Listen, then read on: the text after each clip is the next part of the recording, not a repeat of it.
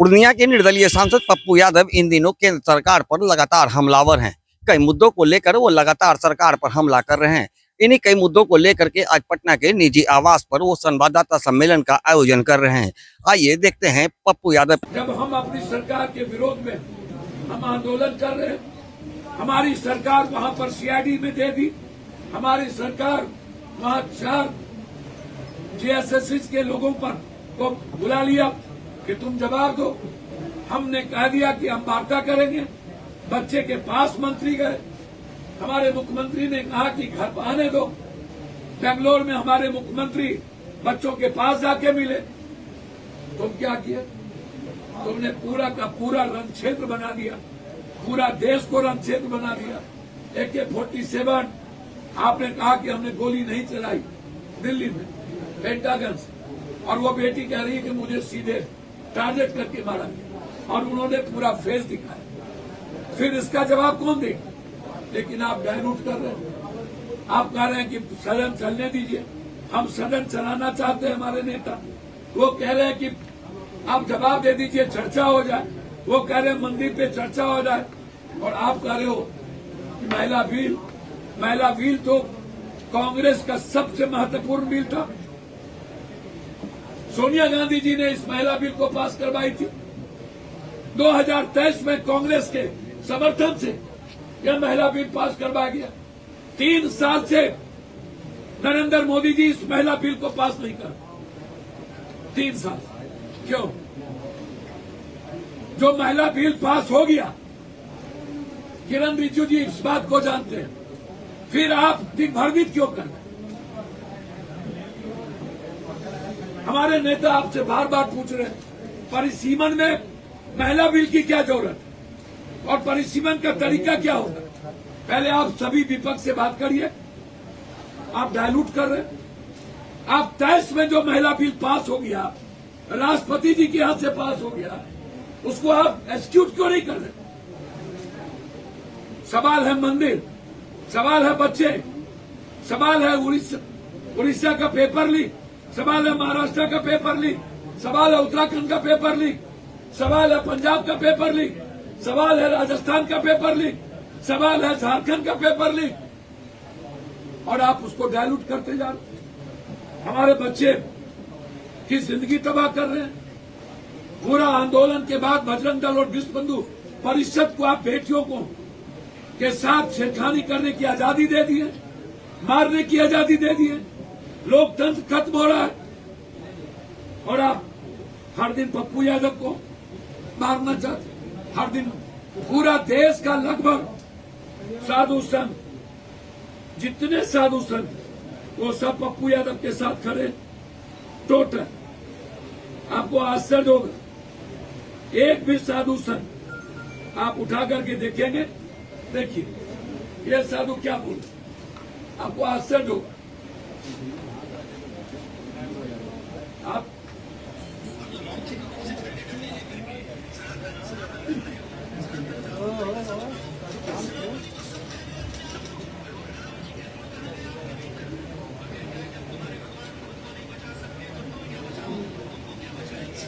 अब आइए, आप देखते चलिए। ये सारे बाबा देखिए, ये इनके बारे में क्या बोल रहे हैं, जो गोली खाए थे अयोध्या में। देखिए शंकराचार्य जी क्या बोल रहे हैं, हम नहीं बोल रहे हैं, शंकराचार्य जी बोल रहे हैं।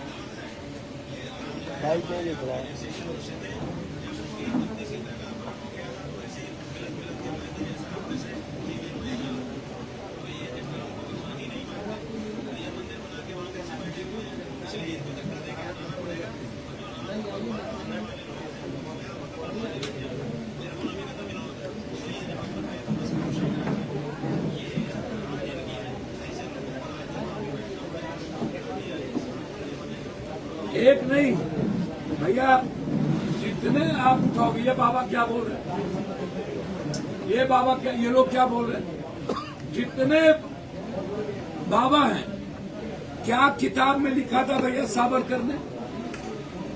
सावरकर जी अपने किताब में लिखे हैं भगवान का अस्तित्व नहीं। एडवर्ड ने कहा कि हिंदू धर्म होता ही नहीं है, अपने किताब में लिखे हुए हैं। राम भगवान है ही नहीं। दीनदयाल उपाध्याय बोले राम भगवान है ही नहीं, आम आदमी है। हमको काहे मार रहे हो भाई?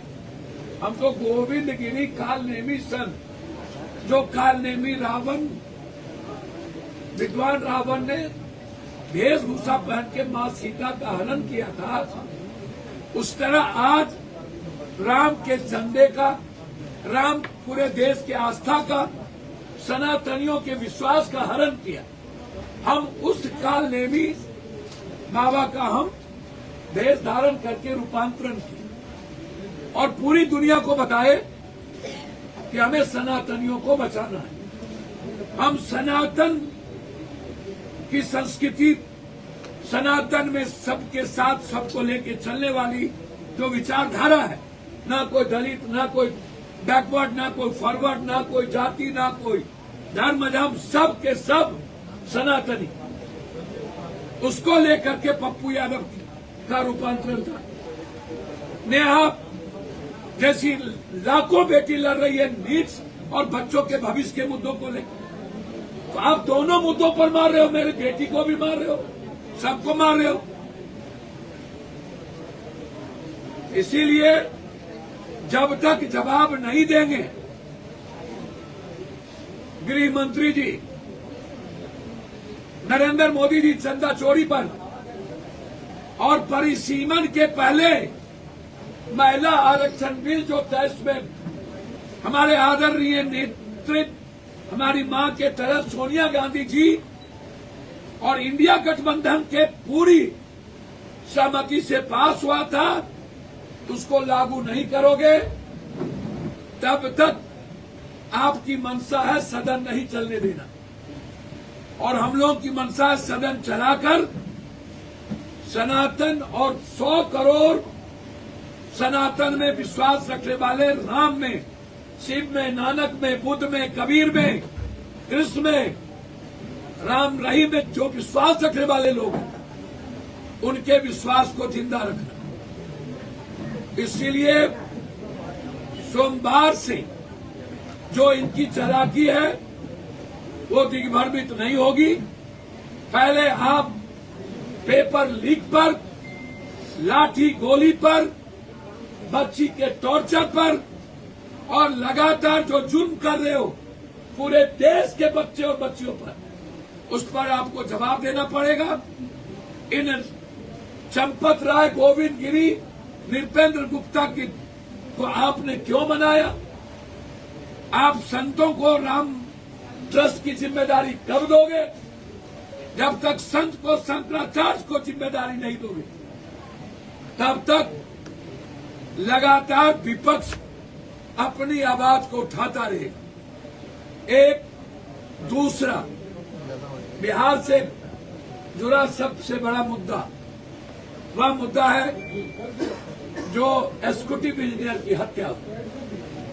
एग्जीक्यूटिव इंजीनियर की हत्या, मैं 3 बात कहूंगा। पहला, उनकी पत्नी का बयान बिल्कुल कि हमारे पति को मारा, विधायक के फोन आते थे, हमसे पैसे मांगे जाते थे और फिर उसके बाद उसको दिग्भ्रमित करना। मैं सरकार से मांग करता हूं कि ये बार बार आप जो कालनेमी तरीके से अपने माफिया अपराधी, अपने नेता की गलत अपराधी प्रवृत्ति को आप क्यों बचाना चाहते हैं? आप अपने सरकार के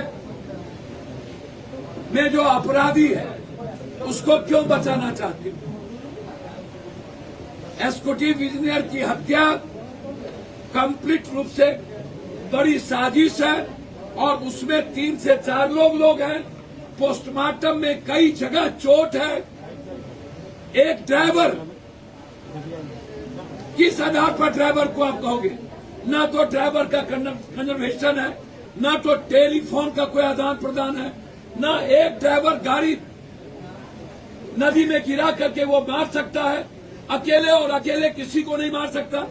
यदि ड्राइवर की हिस्सेदारी होगी तो निश्चित रूप से उस मर्डर में ड्राइवर के साथ और भी लोग होंगे। वो 3 से 4 लोग कौन है? सरकार यदि पैसे की ताकत या उस परिवार को डराकर केस खत्म, ये सुप्रीम कोर्ट इसको कभी स्वीकार नहीं किया है। 8 करोड़ रुपया देके किसी की हत्या को आप डायलूट नहीं कर सकते। यदि कोई 8 करोड़ रुपया अपने जीवन के लिए मांग रहा है, वो उसकी स्वतंत्रता है। हम उस दिन गए थे, उन्होंने मुझसे कही थी उसकी पत्नी ने, उसके भाई मतलब उनके साले इस केस को डायलूट किया है। उसके साले ने हमसे वो कह रहे हैं, मेरे वीडियो में देख लीजिए, आप अपने बच्चों को मत आने दो बिहार। हम इस शर्म में बिहार नहीं आने देंगे, ना ही मैं अपने पूरा परिवार को लेकर बिहार से जा रहा हूं। उसका भाई और मेरे वीडियो पर क्या बोल रही है उनकी पत्नी, सही जांच करवा दीजिए। आप क्या कर रही है कि ड्राइवर ने मारा? जो भाषा सरकार बोल रही है वही भाषा वो बोल रही है। मेरा क्लियर है, एग्जीक्यूटिव इंजीनियर की हत्या विधायक करवाया या नहीं करवाया, ये पप्पू यादव का सवाल नहीं है।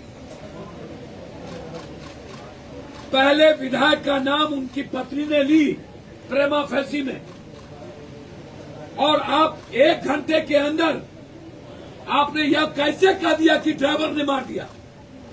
आपका कौन सा एफएसएल, कौन टेक्निकल सेल ने आपको कह दिया? जब पोस्टमार्टम नहीं आया, जब कोई सीसीटीवी फुटेज नहीं हुआ, आधार क्या था आईजी साहब का? वो अच्छे अफसर हो सकते हैं, लेकिन वो सरकार के दबाव में बात की। आधार क्या था 1 घंटे 2 घंटे के अंदर खुलासा करने की? आप इंतजार करते, आप पोस्टमार्टम रिपोर्ट आने देते, आप सीसीटीवी फुटेज को निकालते, आप 5 किलोमीटर के रेडियस में फोटो सीसीटीवी फुटेज निकालते, एग्जीक्यूटिव इंजीनियर साहब का टेलीफोन का कन्वर्सेशन का आदान प्रदान देखते, उसका पूरा कॉल डिटेल निकालते, जहां पर उनकी घटना घटी है वहां कौन कौन मोबाइल का लोकेशन है, आप वो निकालते। ना तो आपने मोबाइल लोकेशन निकाला, ना तो उनके आदान प्रदान कॉल डिटेल निकाला, ना तो सीसीटीवी फुटेज निकाला, ना पोस्टमार्टम हुई। 2 घंटे के अंदर ड्राइवर ने मार दिया, ये आप कैसे कह सकते? मैं उस परिवार को कहा कि आप सरकार से पैसा नहीं लो, पप्पू यादव 1 करोड़ रुपया देगा। मैंने तो कहा पूरे भारत के जीएनजी को 50-50 हजार रुपया जो परिवार मरे हैं उसको, और 25,000 जिसको तंग किया गया उसको। जितने ऐसे परिवार हैं, 1 सप्ताह के शुक्रवार के पहले सबके घर में पैसा। जंतर मंतर पर जितने दुकान को लूटा है, सबकी मदद पप्पू यादव की तरफ से 50-50 हजार। लोग ये लोभ और डराकर केस को डाइवर्ट करना, इसलिए सीबीआई इंक्वायरी के साथ हम चाहेंगे हाईकोर्ट के मॉनिटरिंग में यह केस की जांच हो। केस को खत्म करने की साजिश की गई है, इसमें बड़ी बड़ी मछलियां हैं और उसको बचाने का प्रयास किया गया। सरकार यही है। दूसरी तरफ भरत तिवारी जी,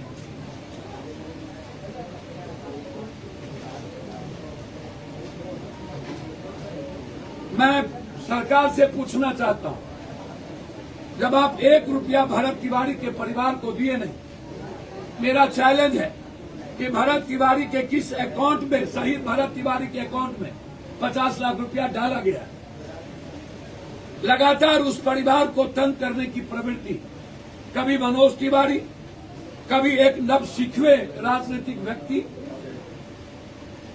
जो एक्सीडेंटल एमएलए हो गए, परिस्थिति जन विपक्ष के कारण भाई वीरेंद्र ने कह दिया कि वो एमएलए क्यों हुए। भाई वीरेंद्र ने चमड़ी दमड़ी शराब शबाब कबाब ड्रग्स सब बोल दिया। अब पप्पू यादव को बोलने की जरूरत नहीं। भाई वीरेंद्र जी ने जो बात कह दी वो लालूवादी है। भाई वीरेंद्र लालूवादी है, मैं उसको धन्यवाद दूंगा, ईमानदार आदमी है भाई वीरेंद्र। 2 करोड़ रुपया भाई वीरेंद्र को एक पार्टी तोड़ने के लिए दे रहा था। अगले बार भाई वीरेंद्र ने कहा कि मैं मरना पसंद करूंगा, लालू को नहीं छोड़ूंगा।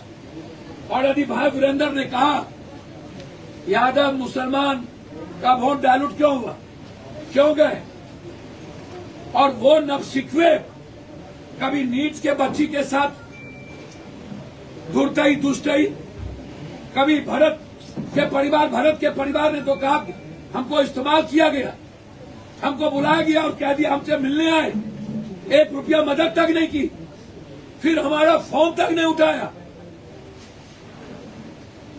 100 करोड़ का मानहानि का मुकदमा इस पर ठोकना चाहिए।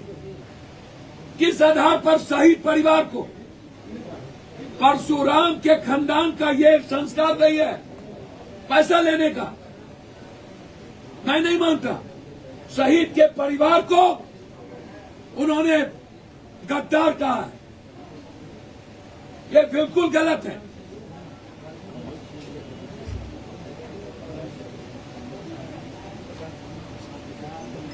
अब इसका कम्बल छीन लिया, हमारे नेता प्रेमचंद सिंह जी कह रहे हैं कि कम्बल छीन लिया बच्चों का। मुझे उससे बीपीएससी प्रोटेस्ट में मेरा उससे नहीं, मेरा भरत तिवारी जी से। वो शहीद का परिवार है, उस पर जुल्म लगातार हो रहे हैं। चुनाव में भी उस पर प्रेशर था। और याद कीजिए, पप्पू यादव हमेशा एक बात कह रहा था कि आरा की पुलिस ने गोली नहीं मारा, और वो साबित हो गया कि पटना से एसटीएफ गए थे और भरत तिवारी जी को एसटीएफ ने मारा, एक गिरफ्तार भी हुआ एसटीएफ। हम हमेशा एसटीएफ की बात बोले हैं, एक भी लोगों ने इसका डिमांड नहीं किया। हम दोबारा गए, पहली बार मदद किए, दूसरी बार फिर 2.5 लाख रुपया मदद की। फिर भरत तिवारी जिस परिवार को लेकर लड़ रहा था, उस परिवार के पूरा परिवार बाढ़ में दह गया, उसके लिए अलग से उनके पिताजी को 50 लाख रुपया कि आप खाना खिलाओ। मुझे कोई लेना देना नहीं है राजनीति से, लेकिन मेरा सवाल है विपक्ष के नेता से, आपको सब नाश करके अब पूरे प्रदेश का सामाजिक न्याय को बर्बाद करके और समाज को कटघरे में कर आप बंटी यादव को 20 दिन के बाद 5 लाख, तो 1 लाख भरत तिवारी जी को भी दे दे, नीट्स के बच्ची को भी दे देते, नालंदा में 2 पासवान को मारते मारते मार दिया, उसको भी दे देते, नगर नौसा में भी दे देते, अत्यंत पिछड़ी जाति की बेटी उसको भी दे देते, छपरा में लगभग 30 यादव मारे गए हैं, उसको भी दे देते।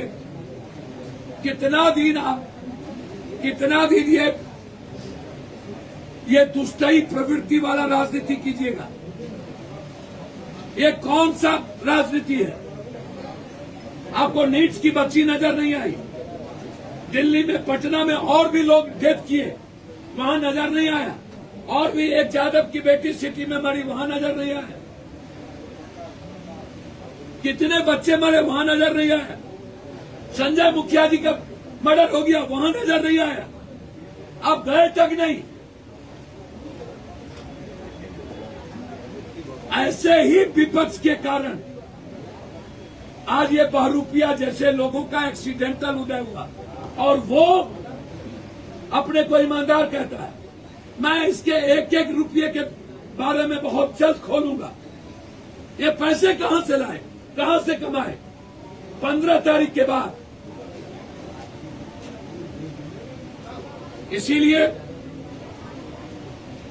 सीबीआई इंक्वायरी के साथ जज साहब और 1 रुपया सरकार ने भरत तिवारी को नहीं दिया और उसके बाद गलत तरीके से उस परिवार को गद्दार बनाया गया और अब साजिश की जा रही है उस परिवार को खत्म करने की। मैं पूरे देश के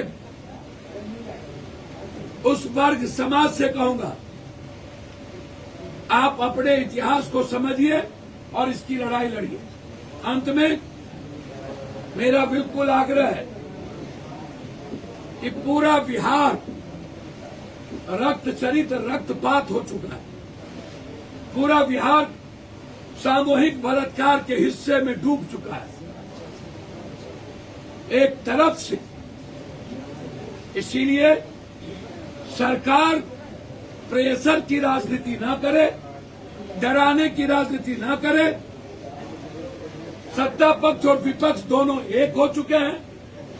हमरा बिहार में तू नटवा, तोरा बिहार में हम नटवा। बड़ों के बाप, कनियों के बाप, चित भी मेरी, पट भी मेरी, ये दोनों अलग अलग क्रिकेट खेल रहे हैं फ्री। लेकिन अब तो तेजस्वी एक्टिव हो गया है, डीजीपी से जाके मिले हैं। बहुत बहुत धन्यवाद। कह रहे हैं कि अब सरकार को संभलना पड़ेगा।